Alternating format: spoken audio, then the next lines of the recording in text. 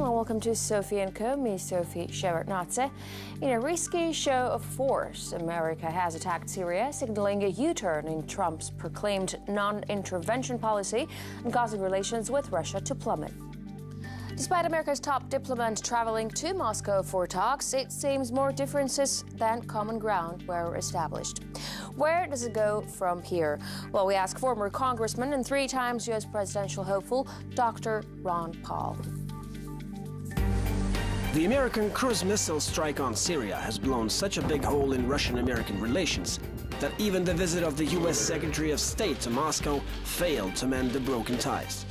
With Trump's campaign promise to get along with Russia now in tatters, is the U.S. gearing up for an all-out intervention against Russia's allies in Syria? And where can that take both powers and the world with them? I'm joined by veteran American politician, 3-time presidential hopeful, Dr. Ron Paul. Welcome to the program. Great to have you back with us once again. So, Dr. Paul, the decision to strike the Syrian airbase was sudden, with the administration stating previously it wants to stay out of the civil war. Does Donald Trump really have a foreign policy strategy he's sticking to, or is he acting on a whim? Well, I think it's changing all the time. We've been trying to figure it out. We're very interested in it. And he talked a lot about foreign policy and the libertarian group that I represent to a degree. We were pleased that he wanted to have better relationship with Russia. And so we were a bit disappointed that all of a sudden it changed. And matter of fact, we've been sort of scratching our head right now trying to figure out exactly what precipitated this change, because obviously it is different. And it's significant, and we don't know exactly what that means, but hopefully that we can still have better relationships with Russia as he intended during the campaign. But what happened, though? Do you think Trump was pressured to act by more hawkish voices in the establishment, or was it a personal decision? I mean, is Trump making these dangerous decisions on his own? Well, see, that's what I don't think anybody's figured out, because it's back and forth. It changes a whole lot. I don't think he comes from a firm set of principles. Neocons, we know exactly where they're coming from and what they want, and they're, in a way, predictable. Libertarians like myself, they're very predictable, because we think the least military confrontation, the better. We want to deal with the world and trade with everybody that we can and be open. But I don't think Trump adheres to that. I think he even admits that he doesn't have a rigid policy. But still, it doesn't explain the sudden shift, because he had some people in his administration that were sympathetic to his views, that they would be more open and friendly with Russia. Then all of a sudden it changed. But then again, there are a few in the administration that have exactly the opposite viewpoint. There were some neocons appointed to the administration, and their position, unfortunately, has been heard. And I think that the neoconservatives have a great deal of influence in the administration. So we don't know exactly what will come out of this, but those of us who would like to see non-confrontation, we're a bit concerned about it. So Secretary Tillerson paid a visit to Moscow representing the Western stance on Syria, but can that message even be united and clear if Tillerson himself changes his mind week to week? No, I think that is true, and I think we wonder who actually has the greatest amount of influence. I know there's organizations that represent certain viewpoints and frequently mention in those groups that might have influence on foreign policy. They represent our military-industrial complex, and unfortunately, history has shown that people take advantage of conflicts and wars because there's war profiteering. Sometimes it's not intended to create war, but just a sense of war and conflict to make an excuse to build more and more weapons. And that may have a big influence because the industries are represented in governments. But this is something that's been known throughout history, that there's a incentive to have antagonism because it serves the interests of special groups. So as you're saying, the motivation behind the attack is propping up military-industrial complex. What's firing 59 missiles going to do for the U.S. defense industry? Or do you think a bigger attack is being planned now? Well, you know, when you shoot off 50 Tomahawks, they have to be replaced, and they're going to be replaced, and maybe more, and they're going to cost more than the ones that were just recently shot. And that was, to me, a demonstration of a changed attitude, not so much to kill a lot of people. I don't think it was intended to do that at all, but it was supposed to be sending a message that Trump had a different opinion now about, you know, Assad. Before it was quite a bit different. He spoke out clearly on. Do you think the U.S. is preparing an all-out intervention in Syria using weapons of mass destruction as a pretext, just like it did in 2003 with Iraq?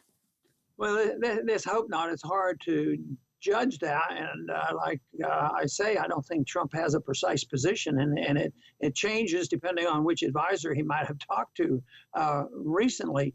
So let's hope it's not being prepared like that. But, you know, the distortion of the information that they deal with is a big concern. And my main goal with my organization and with my website is to just get to the truth of this, to the bottom of this, and with always a goal of less confrontation. And right now, it's a real challenge to figure out exactly what's going on. So I think that it's a serious problem. So there's still no solid evidence, but the blame for the chemical attack is being pinned on Assad. U.S. envoy to the United Nations said that the proof is naturally classified. I mean, the same thing we heard when it came to Russia's meddling in the U.S. election. So is this like an established tactic now to talk about classified information and never reveal anything? Yeah, I think sometimes you could look at the incident and dealing with the poison gases as more or less the excuse, not a good reason. It's an excuse to shift policy to satisfy some special interests. And of course, you know, the propaganda, war propaganda tends to be mostly lies, which is a historical thing. And there were a lot of lies told. I was in the Congress at the time about going into Iraq, which I strongly opposed, but there was all this story about the great danger. Saddam Hussein was about to bomb American cities, and he had weapons of mass destruction. So it is extreme exaggerations. And I think the answer is and the question is, why go so fast? If there's a question, let's sort it out. Let's find out what really happened. Was there really some gas there, and how did it happen, and who was holding those gas? And it just doesn't make any sense to me that Assad would be involved. It doesn't serve his interest. Whoever did this is a perfect false flag for, you know, changing our foreign policy. And that, I think, should be an investigation by our government, our people, and our politicians to find out the truth of things rather than just accepting, you know, hearsay about who did what. I think that's our biggest job that we have to deal with here. So Eric Trump, the president's son, said that the airstrike on Syria proves his dad has no ties to Russia. I mean, could it really have been all about that, Trump bombing Syria to prove to the audience at home that he's not a Russian puppet? Well, you know, I think that's a possibility, but it's conjecture. But it would make sense if you don't have a firm policy and you can go back and forth. And he's getting hit politically. It looks like the pro-war people in this country have the control of the propaganda machine, and he might have felt like he was, you know, not in charge as much and had to change his position. So what Eric is saying. Maybe he has some truth to it. So now he didn't purposely go out and, you know, shoot down a Russian plane or kill anybody. I think they went out of their way to warn Russia what he was doing. And the missiles were just symbolic. And it could be a political symbol, which is done a lot of times. Or it could be something more involved, but there's no way for me to know that. Now, the alt-right movement that was so excited about Trump when he ran for office is not at all excited about the Syrian strikes. Figures like conservative commentator Ann Coulter are voicing their disappointment. Why is Trump going against his power base? Well, I guess he's the only one that can answer that. It doesn't seem to make a lot of sense. But if you don't have firm convictions, you can say, well, I have their support, they're going to stick with me. And sometimes what happens so often in elections is they will go to their base, the ones who are most determined, and they win the primary, and then they shift gears to a more moderate, modest position, maybe internationalist if they had been non-internationalist, in the primary. But in this case, maybe it's just he's a little bit late for doing that, and some of them are offended. I think it's a healthy challenge here in America when conservatives who had supported him and had hopes for him, there were even some libertarians had hopes that we would have a change in foreign policy. But I think a lot of people are waking up and saying, it looks like more of the same. How the president has declared this kind of war with the media ever since his inauguration. But after he ordered the attack on Syria, there has been nothing but praise for him in the press. Why does the American president have to launch an attack on a foreign state to raise his approval rating? This is crazy. Yeah, and that shows you that neoconservatives have powerful influence. And I think average people, I am determined with my experience in politics, average people don't like war, but the war drums have to be beaten and in order to excite people. And yet it really doesn't make any sense. So, but the war propaganda is controlled by governments, as is tradition, and the media, and they have a lot of reasons for that. Everything from religious reasons to monetary reasons to military-industrial conflict, and all of these things. But it is amazing how much influence they have. But I really don't think they represent the people. I still talk to our campus people, the young people, and the people I talk to at least. They don't want this. They don't need confrontation, and it almost seems like it makes no sense whatsoever. And I think they might do this for reasons. It's token. It's not going to be a big deal. We're not declaring war on anybody. But the big problem is that sometimes accidents happen. There's unintended consequences, and you can't always predict what the opposition is going to do, and that's why I think it's so dangerous. All right, Dr. Paul, we're going to take a short break right now. When we're back, we'll continue talking to Dr. Ron Paul, a veteran American politician, chairman of the Ron Paul Institute, discussing Washington's latest action in Syria and how it's affecting U.S.-Russia relations. Stay tuned.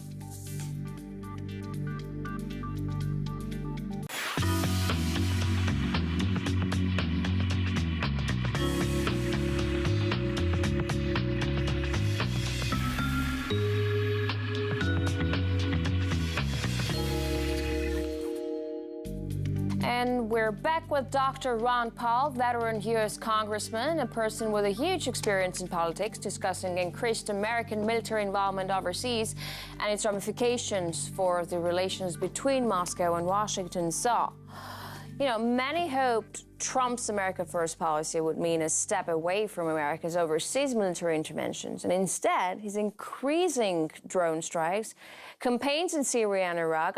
What happened to his campaign promise? Why is he not able to reduce U.S. military involvement in the world, like he said he would? Well, I don't think anybody knows that other than he himself. We have to realize that he has just adapted to the continuation of the policy that Obama was doing. So it's been going on for a long time. It was Obama that said Assad had to go. Assad had to go. So now we're back to not quite that far. Yeah, it looks like that may be his position, because the day after the missiles flew, he was saying something, well, we got to get along, get along. So it was, and the ambivalence is such that nobody can say exactly what the policy is. And I don't think ambivalence is a good idea. I think people should speak clearly. And that's one thing that we as libertarians do. We speak very clearly on what we think how we should treat other people in the world. But I think that this shifting back and forth leaves too many questions asked, and trying to please both sides, both the people who say, be friends and trade and have no problems, versus the people who say, well, we can't be resting until we get rid of Assad. And unfortunately, there's a lot of that talk, but that's been going on for decades, actually, and we were hoping it would stop. You have a point there. So while at first Trump was skeptical about regime change, now he's talking about removing Assad. But what do you think? Does the administration really have an idea about what to do in Syria if Assad goes? Well, they're all planners, and they have all strategic plans, and it's hard for someone like myself deciding a good plan versus a less good or a bad plan, because we want to stay out of planning things for other people. So maybe the oil pipeline is a big deal, and a big deal for the allies of some of our people in the Persian Gulf, and a big deal for Russia. And where's this pipeline going to go? Is it going to go through Syria? That can be a big deal. But from my viewpoint, I would say let somebody else worry about it. We can worry about having a healthy economy and showing the people what it's like to live in a free society. That's what I would concentrate on. But I think there's this whole idea of the many things that go on, and people can be convinced, and also the political desire to please different factions. And when you do that, you usually don't please either side. Both sides get annoyed with you if you try to please both factions in a debate. Because, in his recent interview to ABC News, Tillerson talked about the chaotic situation in Libya caused by violent regime change. So if he's aware of the consequences of regime change, does that mean he just doesn't care about what happens to Syria after toppling Assad? There's no way for me to know exactly what's in his mind. I know his position seems to have shifted, but, it's not unique to the current administration, because by the time Obama was leaving office, he wasn't taking a position Assad had to go. It was a softened position because he knew it wasn't going to happen, and he was going to leave it for somebody else. So I don't think I can, I try to sort it out, and I try to influence our foreign policy in a way that I like to see it go. But I can't, look into their minds on what they're really thinking about because, like I said earlier, there's a lot of ambivalence about, what might be going on in these people's mind, and a lot of different special interests and how far and how fast you have to go. It's so much easier for us who believe in non-interventionism and minding our own business and not maintaining an empire. That's simple. And I believe it's the right thing to do. But once they get into intervention and management, sort of like managing an economy, nobody can manage an economy. Only the people can do that. Same way on foreign policy. So I'm going to ask you these questions, and I just want your assessment of what we have in the finish line. So U.S. is helping in the struggle against ISIS in Iraq's Mosul and in neighboring Syria as well. But according to reports from the ground, the American attack on the Syrian government only paved way for an ISIS offensive in the area. So does this mean the administration is helping terrorist groups? And if so, then they don't care about it? Or they're not very smart. Maybe they don't understand it. And there's a bit of that goes on. One of the rationales about how we got into that mess in the Middle East is we really, our government didn't understand, the players over there and didn't understand the issues. That may be part of it. But I think that happens to be true, that this did help the rebels. But it's known, it's been in the papers that we have allied ourselves with the moderate rebels. And of course, some of our American politicians went over and said, there aren't any moderates in Syria. But we use them because, the American people don't want to see body bags coming back. So they'll use troops that might go over and say, well, we'll help one of these radical groups. And they're going to destroy, Assad. I mean, this was more or less the rationale for us helping people to deal with the Soviets when they were in Afghanistan. We helped radicalize, some of the Islamists to fight our battle for us. And I think that's part of the story, too. So in that interview to ABC, Rex Tillerson explained Russia's support for Assad is either down to Moscow's incompetence or the fact that it has been outmaneuvered by the Syrians. How can you negotiate and diffuse the situation if you consider your partners incompetent? I mean, can you really go anywhere from here? It's a tactical thing for a lot of people. Well, you do this, you don't do this, you intervene here and move around. And so to me, they're dealing with a problem that can't be that solved. It's sort of like when we talk about monetary policy, what is the right interest rate? Well, for me, it's the free market. But they tinker around, well, raise it a little, lower it a little, and tactical things don't work for me. I want strategic things. I want to know what we stand for. We stand for freedom. We stand for non-intervention, free markets. We stand for non-interventionist foreign policy and not antagonize people. We stand for a free trade. So at times we hear words like that, and sometimes not, whichever serves their purpose at that particular moment. So at the G7 summit, there has been no unity among the Western countries on Russia and Syria. Despite support for the U.S. missile attack, the UK's idea to impose new sanctions on Russia over its support for Assad was not welcomed by everyone. Does this mean Europe is not ready for any kind of tough response? Well, let's hope so. I mean, I don't see how it serves any purpose unless some people behind the scenes want it for some sinister, selfish purpose, and they have to convince the people that they either out of fear have to go along with the policy or out of a sense of so-called patriotism, something like that. So there's a lot of reasons behind the scenes, which are the real reasons. Then you have to have the people who use the propaganda, and usually patriotism is one of the things that they appeal to. I was always accused in Washington when I wouldn't vote for the funding for these programs, that I was not a true American. I was not supporting America, and I wasn't for the troops.